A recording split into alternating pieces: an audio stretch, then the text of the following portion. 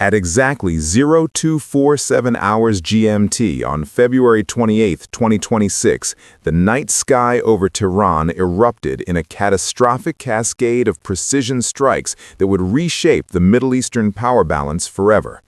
The false peace that had lingered since the 12-day war in June 2025 was about to be shattered by the most audacious regime change operation in modern military history. What the Iranian Revolutionary Guard Command believed was an impenetrable defensive network was about to be systematically dismantled in less than 24 hours by an invisible coalition strike force that had been positioning assets for 6 months. The countdown to total war had begun, and the decisions made in the next 13 minutes would determine whether Tehran would burn or whether the United States would face its deadliest counterattack in decades. This wasn't a random strike. This was Operation Epic Fury, a meticulously planned joint U.S.-Israeli surgical decapitation that had one objective: eliminate Iran's supreme leader Ali Khamenei and cripple the regime's ability to retaliate. Israeli military intelligence had pinpointed the leadership house compound with centimeter-level precision using months of SIGINT intercepts and high-altitude UAV surveillance. The tactical surprise was absolute. Unlike previous Israeli operations that struck at night, this attack came in the morning, catching Iranian forces during shift changes when situational awareness was at its lowest. At the same time, 200 Iranian air defense systems across 26 provinces were being simultaneously targeted by a coordinated barrage of AGM-88 HARM anti-radiation missiles fired from EA-18G Growlers specifically tuned to S-400 radar frequencies. The opening salvo was devastating. B-21 Raider stealth bombers, operating in their first real-world high-stakes environment, released GBU-57 massive ordnance penetrators designed to punch through 60 feet of reinforced concrete. The Leadership House compound's underground bunker complex, believed to be invulnerable, collapsed in a massive seismic event that registered 3.2 on local seismographs. Iranian state media would later confirm what Israeli signals intelligence had detected within 90 seconds of impact. Supreme Leader Ali Khamenei, his daughter, son-in-law, grandchild, and daughter-in-law were all killed instantly. The Ayatollah's secure command network went dark. The Islamic Republic's chain of command was decapitated. But the Americans and Israelis weren't finished. At 0302 hours, as Iranian emergency response teams scrambled toward the Leadership House rubble, the second wave hit. Tomahawk Block 5 cruise missiles with mid-flight retargeting capability began systematically destroying the Supreme National Security Council headquarters, the Expediency Discernment Council building, and what Israeli intelligence designated as the Minzadeh underground nuclear weapons facility. These weren't blind strikes. Each missile carried seekers programmed to differentiate between military infrastructure and civilian buildings through advanced thermal imaging and electromagnetic signature analysis. The Israelis had spent years mapping Tehran's underground tunnel network, and now that intelligence was being weaponized with surgical precision. Simultaneously, U.S. Central Command activated the full kinetic solution that had been simulated 1,000 times in digital warfare environments. Within 24 hours of the first strike, the United States and Israel had established complete air superiority from western Iran to central Tehran. The Iranian Air Force never even got airborne. F-35I Adir stealth fighters loitered undetected above Iranian air bases, jamming communications and feeding real-time targeting data to standoff platforms positioned 200 miles away over Iraqi airspace. This was 2030 technology versus a 1980s playbook, and the Iranians were being systematically erased from their own airspace. The Iranian response came faster than anyone expected.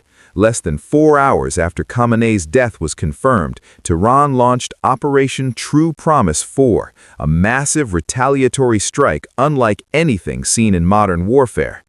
The Iranian Revolutionary Guard Command had one advantage. They had pre-positioned launch sites across western Iran in anticipation of exactly this scenario. At 0642 hours, the first wave of 500 ballistic missiles screamed into the sky, targeting U.S. military installations across 9 countries. Shahed 136 kamikaze drones, the same weapons used by Russia in Ukraine, swarmed toward American bases in swarms of 50 to 100, designed to saturate and overwhelm even the most advanced air defense networks. The targets were precise and devastating. El Udeid Air Base in Qatar, the nerve center of U.S. Central Command operations, came under attack from a coordinated barrage of ballistic missiles and cruise missiles. 2 missiles punched through Patriot missile defense coverage and struck the base's runway and aircraft shelters. Ali Al Salam Air Base in Kuwait reported incoming waves of Shahed drones approaching in a classic saturation attack pattern designed to exhaust interceptor magazines. The U.S. Navy's 5th Fleet headquarters in Bahrain's Jafar district was hit multiple times. Iranian planners knew this was the command center coordinating the entire American naval response, and they wanted it burning. But Iran wasn't just targeting military installations. In a strategic miscalculation that would prove catastrophic for Tehran's diplomatic position, Iranian missiles began hitting civilian infrastructure across the Persian Gulf.